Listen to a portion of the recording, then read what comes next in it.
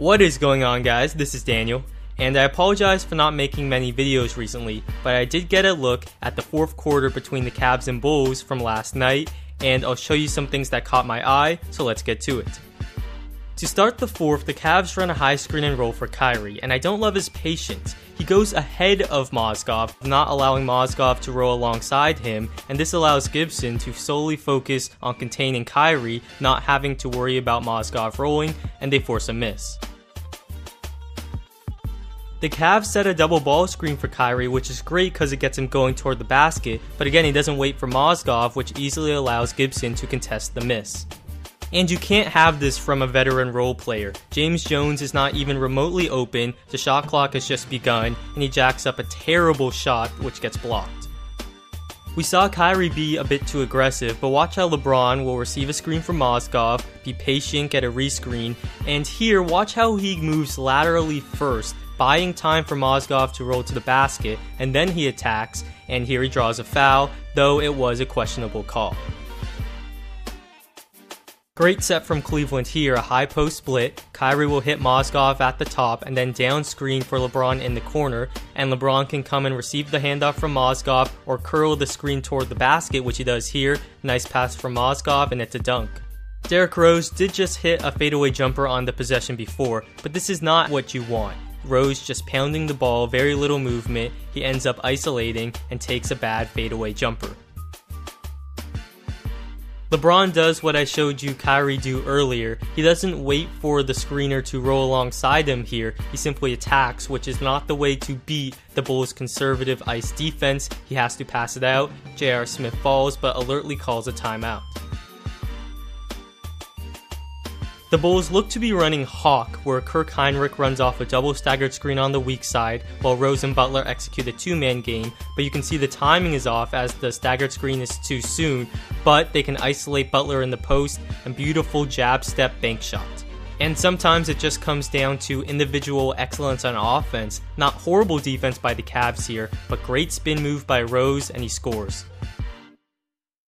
But if you haven't noticed, the Bulls offense has gotten pretty basic and stagnant, and here a simple screen and roll on top gets a bad shot.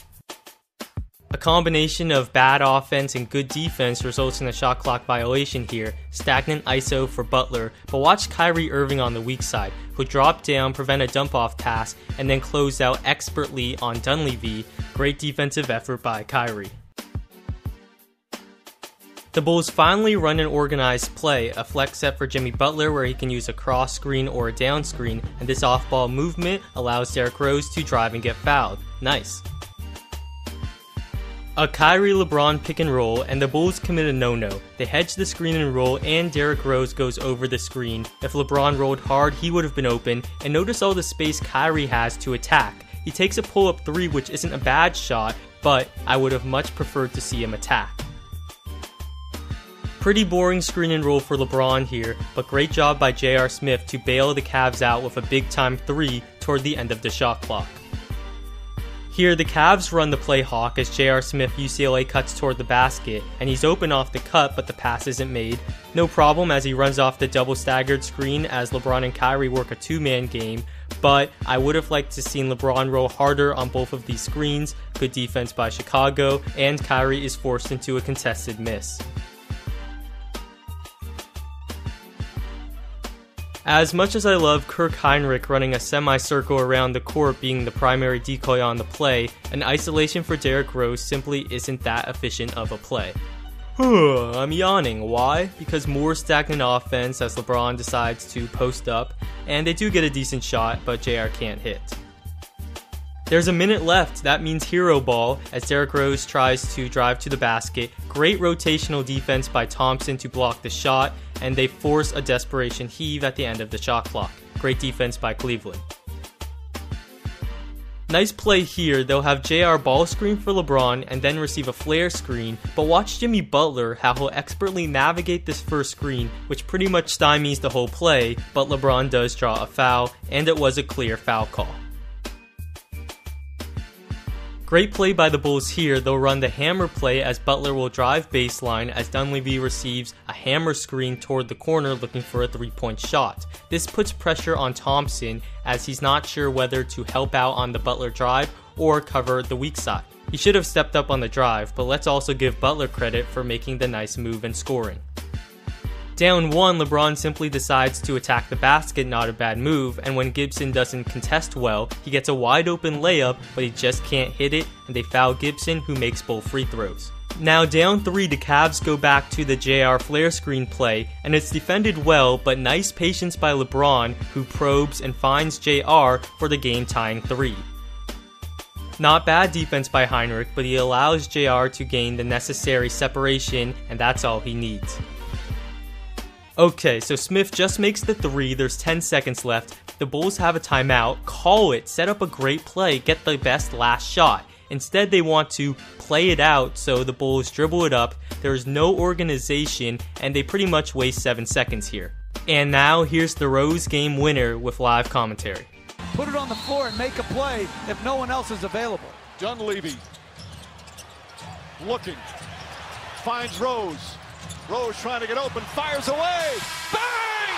It's over! The Bulls win at the buzzer! Rose actually seems to be the decoy as he runs off a double, and it looks like the Bulls are setting up a pin down for Jimmy Butler, but great defense by LeBron to completely deny this, and now the Bulls are in scramble mode, and this is just a shot we'll remember for a long time.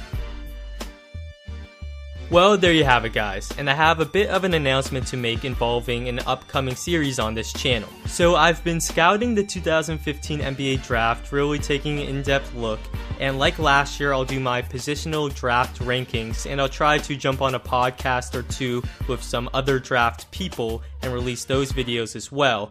But one more thing I'm considering is separate draft videos for individual players as well. Let me explain what I mean. They'll be comprehensive but brief draft videos, maybe I'll release one a day on individual prospects, and I'll scout the players, show you what they do well and what they don't, but it'll be more than that. I've really taken an in-depth look at these prospects so I can point out some quirkiness in their game, what they really need to work on, how some of their skills will project at the next level.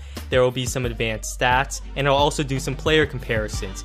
The videos will only be, I'm thinking, 3 or 4 minutes, because I know a lot of people don't have time to watch 15-minute Draft Express videos for every prospect, but 3-4 minutes, still comprehensive and detailed.